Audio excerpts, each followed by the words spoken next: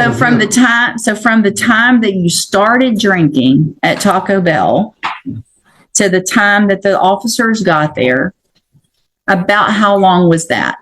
Oh, maybe 15 to 20, 30 minutes, whatever. Okay. How much did you drink between that time? I had a malt liquor. The 211 is a strong beer. Mm-hmm.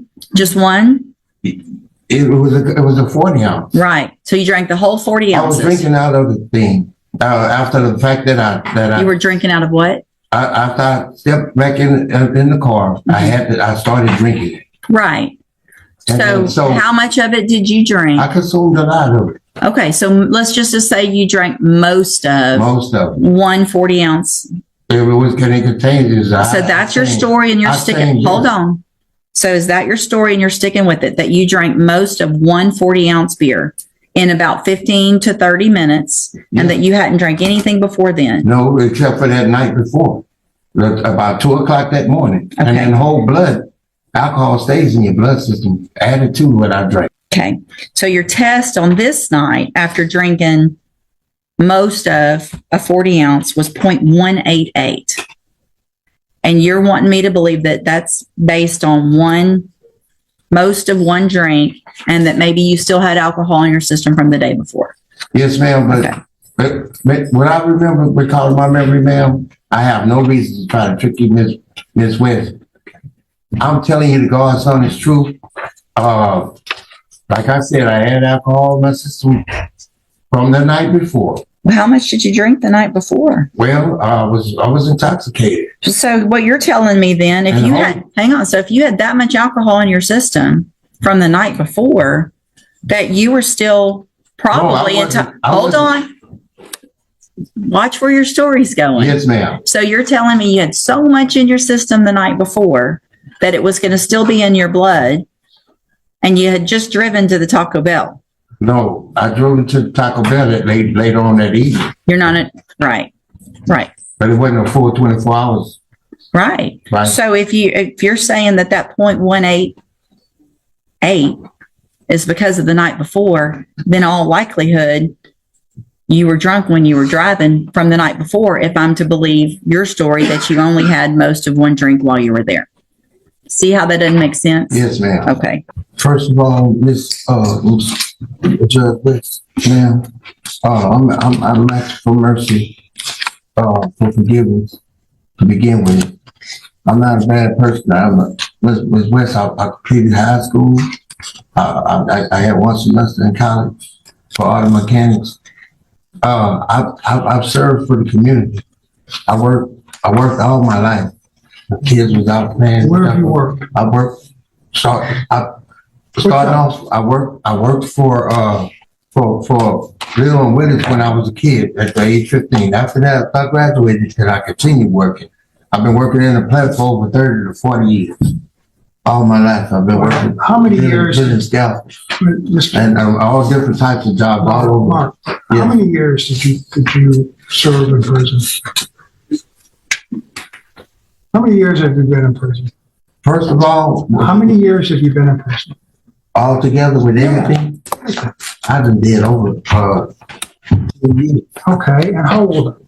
I'm 58 years old. 58 years old, and for 10 years, you've been in prison in DWIs and other things. So what mercy are you asking for from this court when you have 19 misdemeanors and 6 or 7 felonies? Why should she consider something less? I mean, give her a reason why. Miss West, what's changed?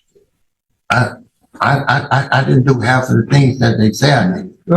Mark, you pled guilty to them. Okay, that's over with. Right? The day for you, in reference to court, the day for you to say I didn't do this is over. You accepted a plea. Okay. I mean, let's cut to the chase here. Yes. Because she could find the allegations, while she did, the true and under consideration, and it's 25 to life. Okay? Yes. And I guess the most you've had up until this point is 5 years, correct? Yes. Okay. So now let's go first to when you were arrested. Were you working? I'm receiving disability. I can't work no more. Okay, what is your disability? I got rheumatoid arthritis. I got prostate problems. My heart is bad. Are you on disability? Yes, sir. Okay, and when were you placed on disability? Like 2020. Okay, so 2020, you're on disability. So while you're on disability, why are you drinking beer 40 ounces at a time? Or drinking the night before to where you're entitled? There's no excuse. Explain to it. I just lost my brother. I lost my mother and my father. And the alcohol just don't bring it. They're not going to break me. Okay, so you have a problem. I have a problem. One of the things we talked about was, when you came to me, was that you never went into a program. Never. You never went into a drug program? I never. I never had a chance on probation and that. Well, you got. Well, what about when you weren't on probation? What about the times when you weren't in prison? You knew you had a problem and you wanted to stay out of prison. Yeah, well, I got a device since I've been home. What do you? No, what? That's since you've Oh, yes, been in. ma'am. I'm talking about the rest of your life. I'm talking about the times that you got Yes, ma'am. arrested 43 times for public intoxication, 39 traffic offenses, 17 times you didn't appear in court, 5 disorderly conducts, 4 open containers. I mean, these are the ones that aren't even listed on the pages. Yes, ma'am. Pages. Ms. West, they have 5 different other marks. Okay, so you're going to stick with that this isn't you. No, ma'am. I'm not making no excuses. I have very much high respect for the officer of the law. Okay. Do you really? You yes, do? Yes, ma'am, I do. So that's the 19 misdemeanors, the assaults, the terroristic threats, the trespassings, the 1, 2, 3, 4. This is your 5th DWI, your 2nd felony DWI. By what you need to understand yes, ma'am. is that by not really taking personal responsibility and making us go through this circus that we've been going through now for an hour and a half of trying to prove that you actually have been convicted of felony offenses. Yes, ma'am. When you know darn well that you have. Yes, ma'am. Makes no sense to me. Yes, ma'am. Mr. Coleman? I have no questions. Argument? Just briefly, Judge, you have everything you need, Judge. We're asking that you sentence this defendant to the minimum of 25 years. He put himself in this situation, Judge. If I Go may, ahead. Judge, one of the things in reference to the priors, maybe semi my fault, Judge, because if I did not object to him, to me, it would, and he pled true to him, then it would automatically go to 25 to life without the consideration of full range. He's got a problem, and he spent most of his life in and out, and it's alcohol related.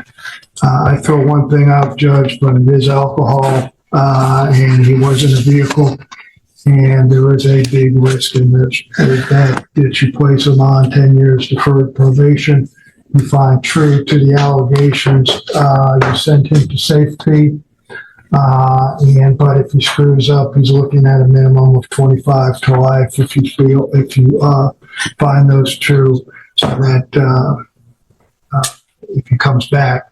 Here's the problem is that we don't know what happens when he comes back, what the new offensive violation is in reference to this.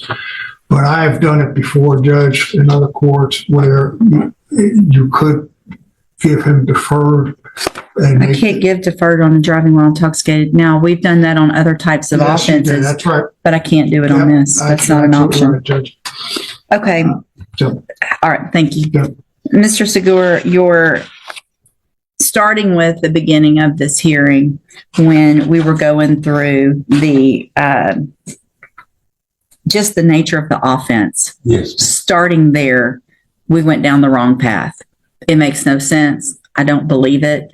It doesn't add up to what your blood alcohol level was. How you say what happened that night doesn't line up. It just doesn't. I get that 40 ounces is a big beer. But if you've been an alcoholic for as long as you're talking about, that's not going to get your blood alcohol to what it was that night, which was almost a 0.2. It was a 0.188. And I have already found those 3 prior offenses true. Those are all felony offenses from different conviction dates. I'm going to find that you previously entered your plea of guilty freely and voluntarily, find sufficient evidence to find you guilty, and at this time find you guilty of driving while intoxicated third or more. I'm going to sentence you to a term of 25 years. This case highlights a critical turning point where explanation turns into contradiction and ultimately into consequence. From a legal standpoint, the defendant's argument simply didn't hold up.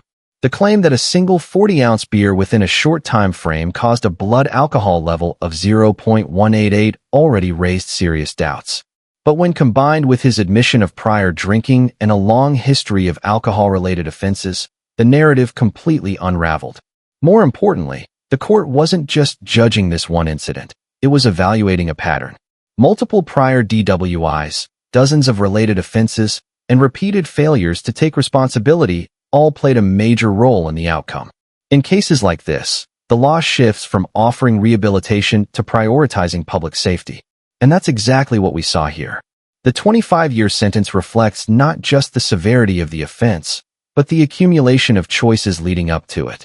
So now the question is, do you think the judge made the right call, or should there have been one more chance for rehabilitation?